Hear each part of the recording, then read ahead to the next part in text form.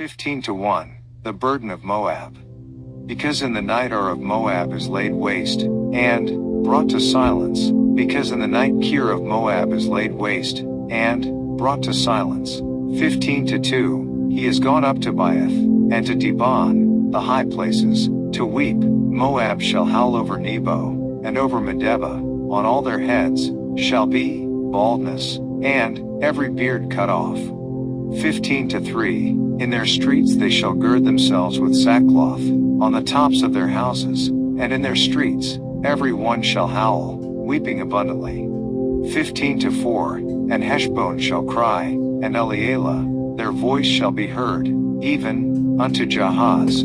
Therefore the armed soldiers of Moab shall cry out, his life shall be grievous unto him. 15-5, my heart shall cry out for Moab, his fugitives shall flee unto Zoar, an heifer of 3 years old, for by the mounting up of Luhith with weeping shall they go it up, for in the way of Horonaim they shall raise up a cry of destruction.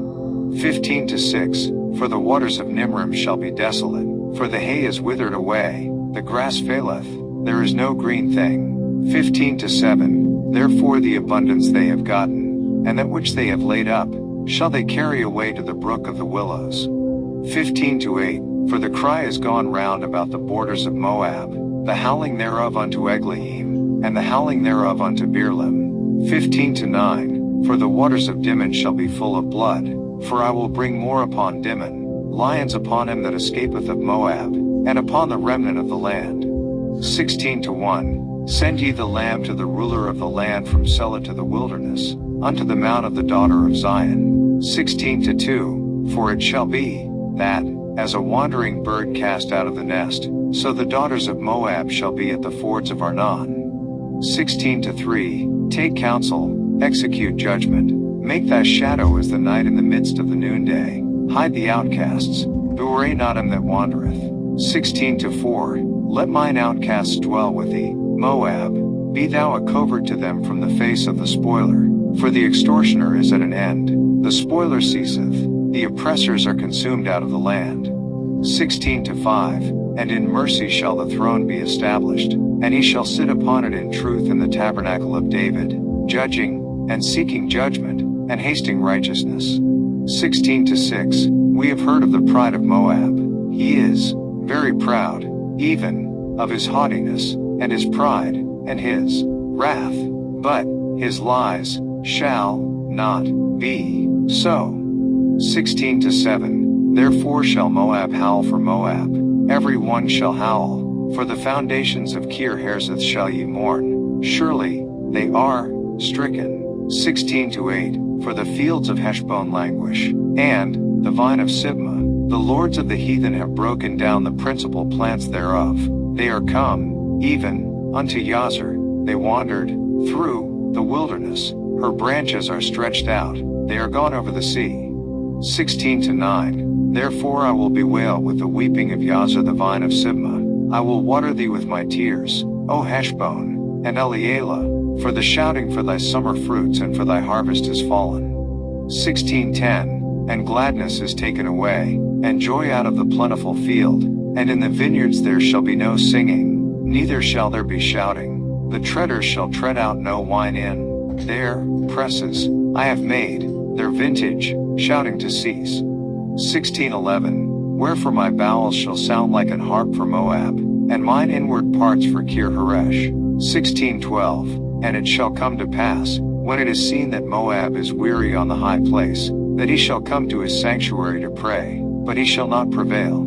16-13, this is the word that the Lord hath spoken concerning Moab since that time. 16-14, but now the Lord hath spoken, saying, within 3 years, as the years of an hireling, and the glory of Moab shall be contemned, with all that great multitude, and the remnant shall be very small, and feeble. 17-1, the burden of Damascus. Behold, Damascus is taken away from being a city, and it shall be a ruinous heap. 17-2, the cities of Aroer are forsaken, they shall be for flocks, which shall lie down, and none shall make them afraid. 17-3, The fortress also shall cease from Ephraim, and the kingdom from Damascus, and the remnant of Syria, they shall be as the glory of the children of Israel, saith the Lord of hosts. 17-4. And in that day it shall come to pass, that the glory of Jacob shall be made thin, and the fatness of his flesh shall wax lean. 17-5. And it shall be as when the husbandman gathereth the corn, and reapeth the ears with his arm, and it shall be as he that gathereth ears in the valley of Rephaim. 17-6. Yet gleaning grapes shall be left in it, as the shaking of an olive tree, 2 or 3 berries in the top of the uppermost bough, 4 or 5 in the outmost fruitful branches thereof, saith the Lord God of Israel. 17-7. At that day shall a man look to his Maker, and his eyes shall have respect to the Holy One of Israel. 17-8. And he shall not look to the altars, the work of his hands, neither shall respect that which his fingers have made, either the groves, or the images. 17-9. In that day shall his strong cities be as a forsaken bough, and an uppermost branch, which they left because of the children of Israel, and there shall be desolation. 17-10. Because thou hast forgotten the God of thy salvation, and hast not been mindful of the rock of thy strength, therefore shalt thou plant pleasant plants, and shalt set it with strange slips. 17-11. In the day shalt thou make thy plant to grow, and in the morning shalt thou make thy seed to flourish. But the harvest shall be a heap in the day of grief and of desperate sorrow. 17-12. Woe to the multitude of many people, which make a noise like the noise of the seas, and to the rushing of nations, that make a rushing like the rushing of mighty waters. 17-13. The nations shall rush like the rushing of www.holybooks.com. Isaiah page 424. Many waters, but God shall rebuke them, and they shall flee far off, and shall be chased as the chaff of the mountains before the wind, and like a rolling thing before the whirlwind. 17-14. And behold, at evening tide trouble, and before the morning he is not.